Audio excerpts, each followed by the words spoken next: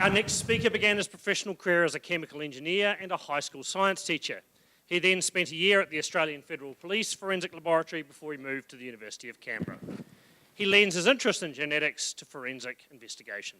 From the Faculty of Education, Science, Technology and Mathematics, please welcome Dr Dennis McNevin.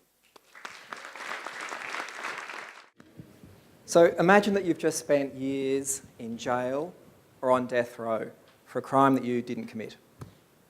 DNA testing has just overturned your wrongful conviction, which occurred because someone many years ago said they saw you do it.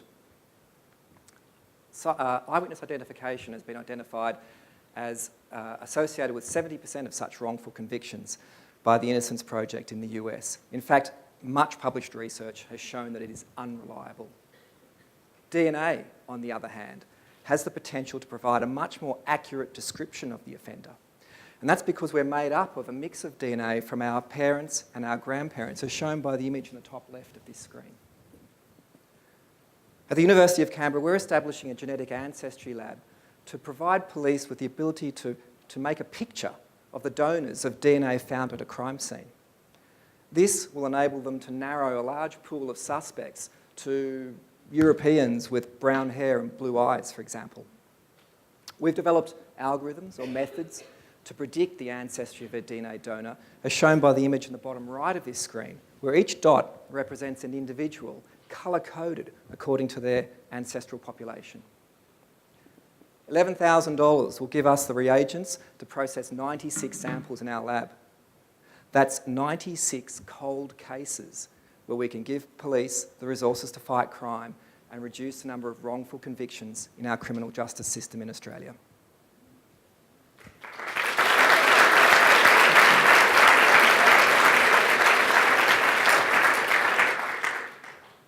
Fantastic, Dennis. How often do the police have DNA that they're wanting to test? Are the 96 going to be easy to find? Or? Yeah, so we're already getting inquiries. So I've had police from the New South Wales Homicide Squad asking me when this is available and when it's ready to go into use.